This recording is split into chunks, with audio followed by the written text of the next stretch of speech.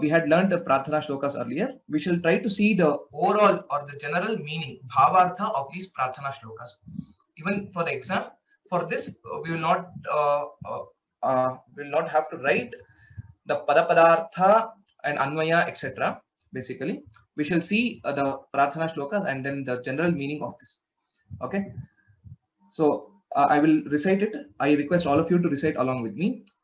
अजन्निर्विकल्पं निराकारमेकं निरानन्दमानन्दमद्वैतपूर्णं परन्निर्गुणं निर्विशेषं निरीहं परब्रह्मरूपं गणेशं भजेम. So if you I will just tell the padacheda so that you will be able to understand and try to make out the meaning also on your own. Ajam nirvikalpam nirakaram ekam niranandam anandam advaita purnam param nirgunam nirvishesham niriham parabrahma rupam ganesham bhajema. The overall essence or the bhavartha of this meaning is, let us pray to Lord Ganesha, who is without birth and death. Ajam means without birth. Okay, so in Sanskritam the word aja is there. It also means a goat. Ajaha is also a goat. So here aja is not a goat, but it is one which does not have, or one person who does not have a birth. He is aja. Okay, and who is without form and attributes, nirakaram. Okay, and then who is happiness. Okay, and then who is Brahman himself, parabrahma rupam ganesham bhajema. Bhajema is the kriya padam, which means to say let us pray to Ganesha. Let us, all of us. It is uttama purusha bahuvachanam.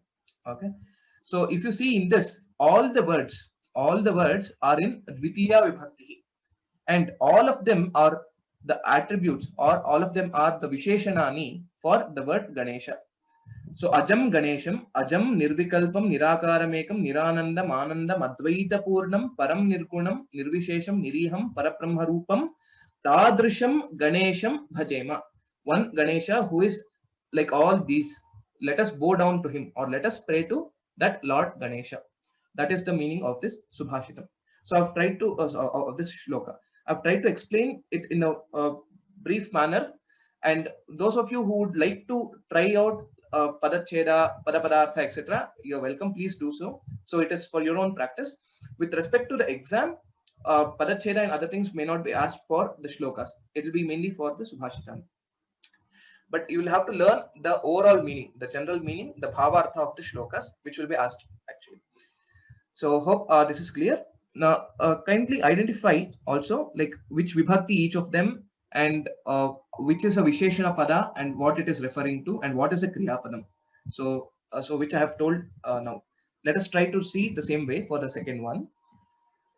So mala sudha kumbha vibodha mudra vidya virajat karavari jatam apara karunya sudhamburashim Shri Sharadambam Pranatosmi Nityam. So this is the second subhashitam. So here if we see what is the kriya pada, it is asmi, pranataha asmi, pranatosmi. Pranatosmi is the action speaking word, which means to say I bow down. Okay. Next, nityam. Nityam means every day. I bow down every day or daily. To whom? If you ask a question, kam pranatosmi, kam pranatosi. If you ask a question, whom do you bow down every day? It is Sharadambam pranatosmi. So I will bow down to Sharadambam. So this is in dvitiya vibhakti. Okay, 2.1. All the words are referring are the adjectives to this word Shri Sharadambam. Katham asti sa Sharadamba katham asti. How is this Sharadamba? If you ask a question, she is having Mala Sudha Kumbha Vibodha Mudra Vidya Virajat Karavarijata. So who is holding a Japamala, then a pot of nectar, the Amrita, then Jnana Mudra and Pustakam, in a book in her hands. She is not just that. What else? If you ask, what once again, Katham Asti Sa, if you ask a question, then Apara Karunya Sudhambu Rashim. Okay. So she is a ocean of compassion. Apara karunya. Karunyam is basically compassion. And then So that is how this Sharadamba is. So this is the overall meaning of this shloka. So most of these shlokas, this is the first level of meaning that we are able to understand. Even if you consider the first shloka, which is Ajam Nirvikalpam, it is so much in depth if you actually go into that shloka with respect to the Advaita Vedanta itself. Shankaracharya, that is the beauty of the works of Shankaracharya. So whether it is for anyone or for a very scholarly person also, if even just a basic shloka, you can see it in multiple levels basically. So at this level we shall restrict ourselves to know the overall meaning, but as and when we proceed in our learning, we shall try to visit back again these shlokas, and then we will try to understand it further. The next shloka on Krishna. Vasudeva Sutam Devam Kamsa Chanura Mardanam Devaki Paramanandam Krishnam Vande Jagadgurum. Again here, Vande is the Kriyapadam. We have seen this as well. We have learned this. Vandate, Vandete, Vandante, Uttama Purusha Ekavachanam. Vande means I bow down. I bow down to whom? Again, Kam Vande. Whom will you bow down to? Krishnam Vande. Kidrisham Krishnam. What kind of Krishna is he? So Vasudeva Sutam Krishnam, Devam Krishnam, Kamsa Chanura Mardanam Krishnam, Devaki Paramanandam Krishnam, Jagadgurum Krishnam Vande. So in this way, you can attach all the other words which are the adjectives to Krishna. So Krishnam Vande. I bow down to Lord Krishna, who is the son of Vasudeva, who killed Kamsa and Chanura, who brings delight to Devaki, and who is the teacher of the whole world. Jagadguru. Jagadguru means the teacher of the entire world. Hope you're able to understand. So this way, whenever we read any other shloka which is not there as part of our syllabus, which you may be practicing every day as a parayanam, etc., try to identify now the vibhaktis in which the words are occurring and what is the kriya padam in such shlokas, and then try to make a meaning based on that. So that is the overall purpose that all of us are learning Sanskritam, to apply it and understand whatever we read which is there in Sanskritam. So unless we try doing this or unless we do this exercise for every shloka that we read, etc., it will not be able to inculcate that practice. And of course, not every shloka is simple and easy. So there may be very complicated words, etc., in most of the other shlokas. But with time, you'll be able to understand them as well. Okay, we'll go to the next one, which is the Vyasa shloka. Namostu te Vyasa Vishala Buddhe Pullara Vindayata Patra Netra Yena Tvaya Bharata Taila Purtaha Prajwalito Jnanamayaha Pradipaha. So this is the shloka. Here, if you see, the words are not in Dvitiya Vibhakti. If you can identify, Hey Vyasa, it is all in Sambodhana Prathama Vibhakti. 1*1. Okay, 1 star I will use for Sambodhana Prathama Vibhakti. So it is in occative case. That means to say, you are thinking Vyasa Maharshi is in front of you, and you are asking, you are telling, you are bowing down to him and saying, Namostute, Vyasa, Vishala Buddhe, hey Vishala Buddhe, Vyasa, Pullara Vindagata Patra Netra, and then you are telling, Yena Tvaya Bharata Taila Purnaha Prajwalitaha Jnanamayaha Pradipaha. So you are directly conversing with Vyasa and you are bowing down to him that way. Namostu, Namaha Astu, Te. If you remember the forms, Yushmat Shabda, Tubhyam Te. The second form which we see in Yushmat Shabda in Chaturthi Vibhakti, that is this. Okay. Here, why is Chaturthi Vibhakti used is because of Namaha. Whenever we use Namaha, the corresponding word will be in Chaturthi Vibhakti. Okay. Namostute Vyasa Vishala Buddhe. So salutations to Vyasa, who has great intelligence. Vishala Buddhe, a broad or diverse knowledge. Okay. Whose eyes? Netra means eyes. So Pulla Aravinda Ayata Patra Netra. So ones whose eyes are wide like the lotuses. And then you, by whom basically the knowledge, the lamp called knowledge is lit by using what? By filling it with the oil the taila, which is Bharata, which is Mahabharata. So Mahabharata is the oil through which you are actually lighting the lamp of knowledge. So that means to say, from Mahabharata, there is nothing else outside Mahabharatam. So yadi hasti tad anyatra. If something is written or if something is there in Mahabharata, then that means to say it can also exist elsewhere. Yanne hasti natat kutrachita, or that means to say whatever is not there in Mahabharata, that means to say it is not there anywhere at all.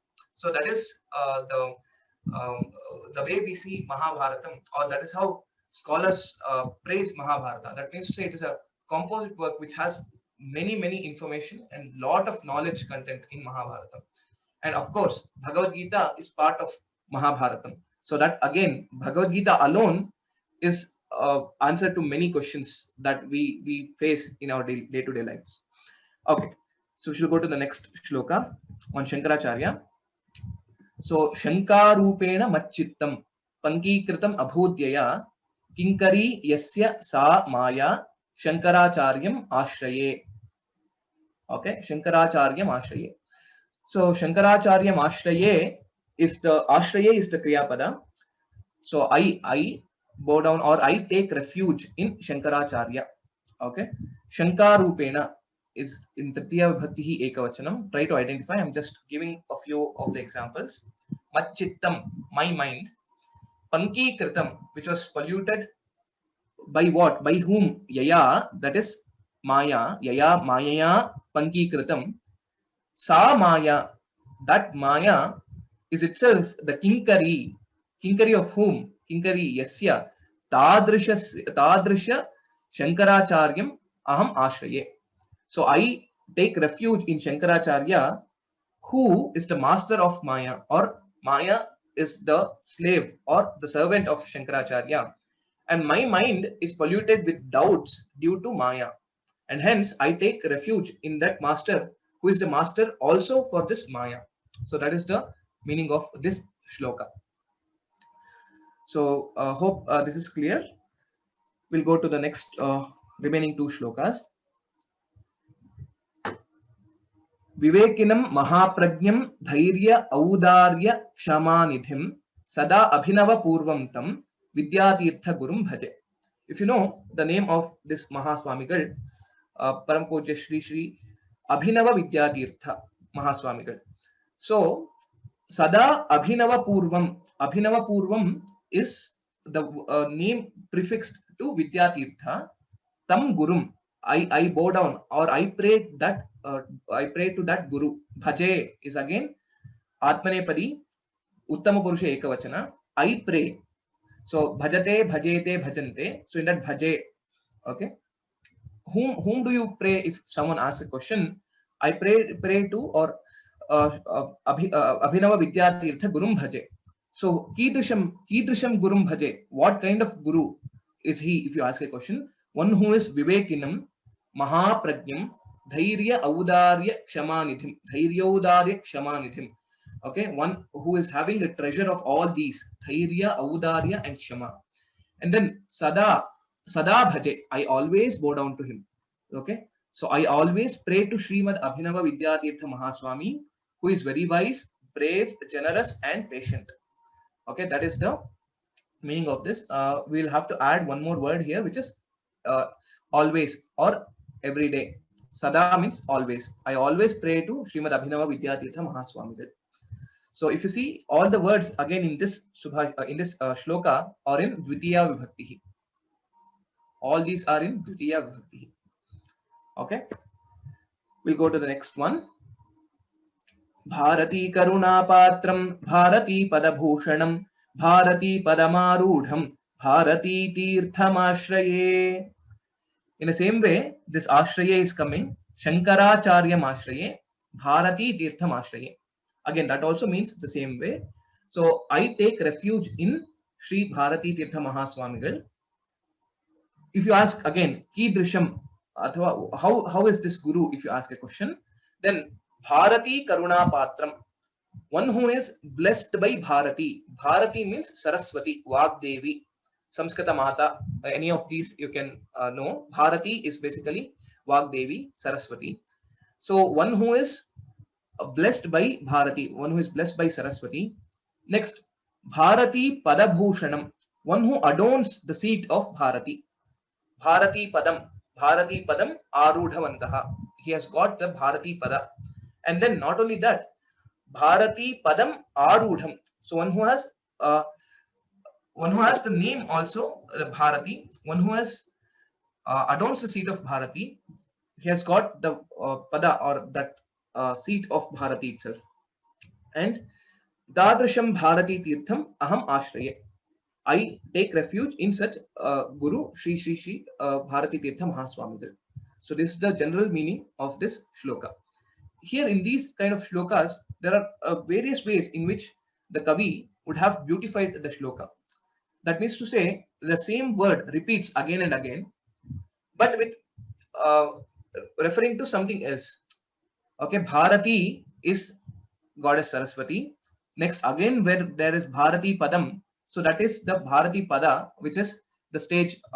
Okay, and then Bharati Padam Arudham. Again, it is with respect to the same, and then Bharati Tirtham Ashraye, so the name of Gurugal.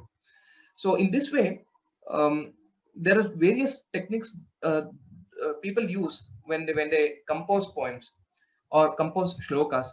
So some another shloka, if you want to see, Sharada Sharadam Bhoja Vadana Vadanambuje Sarvada Sarvadasmakam Sannidhim Sannidhim Kriyat. This is one of the shloka which Jagat Gurus will use in most of their Upanyasam, etc. So in that, the word is repeated twice. Sharada Sharadam Bhoja Vadana Vadanam Bhoja Vadana Vadanambuje Sarvada Sarvada Asmakam Sannidhim Sannidhim Kriyat. So every word is repeated twice, but the second meaning is completely different than the first one. So that is how they do this. So it is good and interesting to learn these aspects. And whenever you read any shloka, try to see what features are there, or what different way of um, giving the same content, or different way that they are using to represent or give it out in that shloka. So that will, as students of Sanskritam, that will help us understand the beauty of the language also. Okay, so that is the meanings of these shlokas that we wanted to cover today. So hope it is clear.